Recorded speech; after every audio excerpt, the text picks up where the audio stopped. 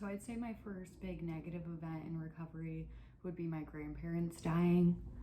That was very hard for me. They were huge advocates for me all through my addiction and growing up. I lived with them for a number of years, and they were really selfless people. They never gave up on me. They prayed for me, do all of the things that, in my mind, wonderful grandparents do. When I had gotten out of treatment for like the fourth time, I believe I'd been gone for 6 months. And again, I had missed another year of all of the holidays and spending time with them. I got out and they both actually died 3 days apart. And I had only been out for, I believe, 2 weeks.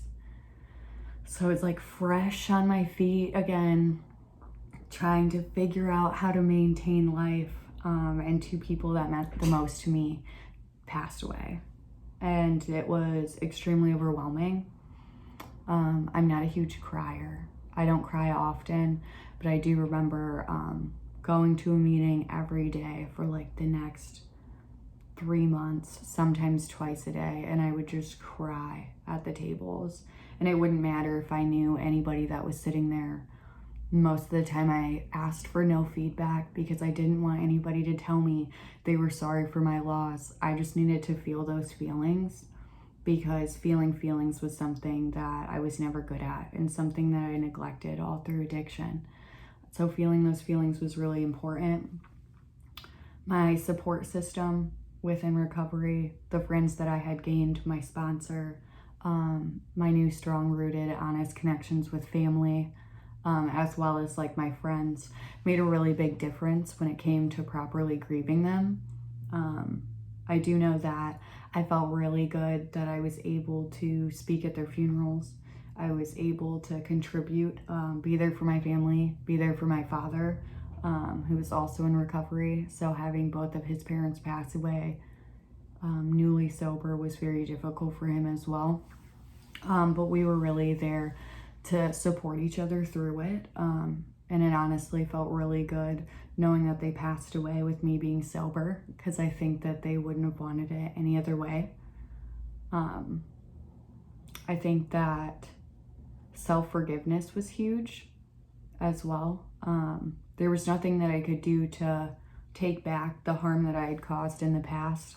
But when I was able to make that amends, I went to their gravesite and I sat there for probably 2 hours and I read these letters that I had wrote to them, basically taking responsibility for absolutely everything that I had done for them. And I just sat with it, right? Because I couldn't get a physical response at that time. I couldn't hear them say like, we forgive you and we love you, even though I knew in my heart of hearts that they did.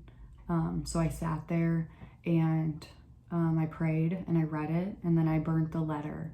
And in that amount of time that I was there, I just started feeling at peace, and I no more thought of those haunting memories as when I would just come over purely to try to steal something from them.